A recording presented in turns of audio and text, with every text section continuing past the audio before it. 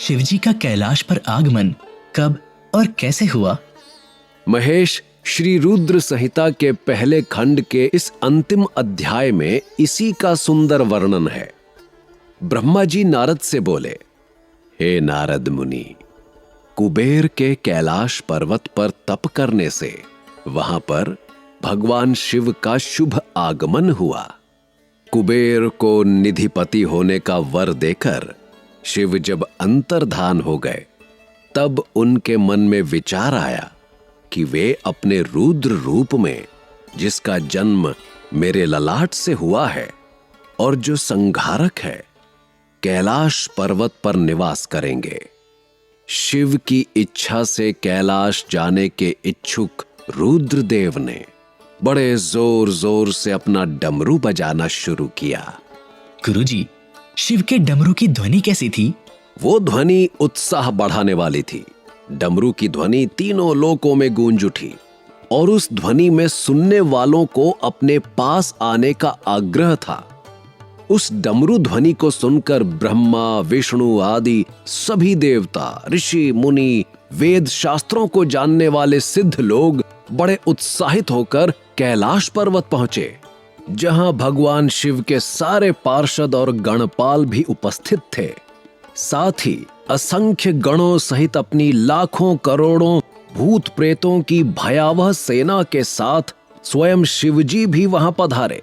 सभी गणपाल सहस्रों भुजाओं से युक्त थे। उनके मस्तक पर जटाएं थीं। सभी चंद्रचूड़, नीलकंठ और त्रिलोचन थे। हार, कुंडल, केयूर तथा मुकुट से वे अलंकृत थे। भगवान शिव ने फिर विश्वकर्मा को कैलाश पर्वत पर निवास बनाने की आज्ञा दी। अपने साथ अपने भक्तों के रहने के लिए योग्य आवास तैयार कराने का आदेश भी उन्हें दिया। विश्वकर्मा ने आज्ञा पाते ही अनेक प्रकार के सुंदर निवास स्थान वहां बना दिए। उत्तम मुहूर्त में उन्होंने वहां प्रवेश किया। इस मधुर बेला पर सभी देवताओं, ऋषि मुनियों और सिद्धों सहित ब्रह्मा और विष्णु जी ने शिवजी व उमा का अभिषेक किया और विभिन्न प्रकार से उनकी पूजा अर्चना और स्तुति की। प्रभु की आरती उतारी। उस समय आकाश में फूलों की वर्षा भी हुई और चारों ओर भगवान शिव तथा देवी उमा की जय जयकार हो रही थी। सभी की स्तुति से प्रसन्न होकर भगवान शिव ने उन्हें उनकी इच्छा के अनुसार वरदान दिया। इसके बाद भगवान शंकर की आज्ञा लेकर सभी देवता अपने अपने निवास को चले गए। कुबेर भी भगवान शिव की आज्ञा पाकर अपने स्थान अलकापुरी को चले गए। बाद में भगवान शंभु वहां निवास करने लगे। वे योग साधना में लीन होकर ध्यान में मग्न रहते। कुछ समय तक वहां अकेले निवास करने के बाद उन्होंने दक्ष कन्या देवी सती को पत्नी रूप में प्राप्त कर लिया। रुद्र भगवान देवी सती के साथ वहां सुख पूर्वक विहार करने लगे। महेश, इस प्रकार भगवान शिव के रुद्र अवतार का वर्णन और उनके कैलाश पर आगमन की उत्तम कथा इस पहले खंड के अंतिम अध्याय में वर्णित है। इस खंड में हमें शिवजी व कुबेर की मित्रता और भगवान शिव की विभिन्न लीलाओं का भी वर्णन मिलता है और साथ ही ये आभास होता है कि उनकी भक्ति तीनों लोकों का सुख प्रदान करने वाली और मनोकामनाओं को पूर्ण करने वाली है।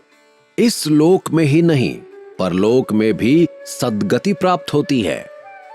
इस खंड को जो भी मनुष्य एकाग्र होकर सुनता या पढ़ता है, वो इस लोक में सुख और भोगों को पाकर मोक्ष को प्राप्त होता है। अध्याय के अंत में नारद जी ब्रह्मा जी का धन्यवाद करते हैं और उनकी स्तुति करते हैं। वे कहते हैं, प्रभु, आपने मुझे इस अमृत कथा को सुनाया है। आप महाज्ञानी हैं। आप सभी की इच्छाओं को पूर्ण करते हैं। मैं आपका आभारी हूं। शिव चरित्र जैसा श्रेष्ठ ज्ञान आपने मुझे दिया है। हे प्रभु, मैं आपको बारंबार नमन करता हूं। महेश, क्या तुम जानते हो कि श्री रुद्र संहिता शिव पुराण की दूसरी संहिता है जो 5 खंडों में बटी हुई है। इस अध्याय के साथ श्री रुद्र संहिता का पहला खंड समाप्त होता है। दूसरे खंड में किसका उल्लेख है गुरुजी? महेश, दूसरे खंड में हमें सती चरित्र, शिव पार्वती चरित्र, ब्रह्मा जी का कामदेव पर श्राप, काम विवाह और रोचक वर्णन और कथाएं हैं जो किसी भी भक्त को मोहित कर सकती हैं। अब संध्या हो चुकी है, तुम घर जाओ और शिव का ध्यान करो। कल सवेरे सूरज की पहली किरण के साथ हम श्री रुद्र संहिता के दूसरे खंड का आरंभ करेंगे। हर हर महादेव।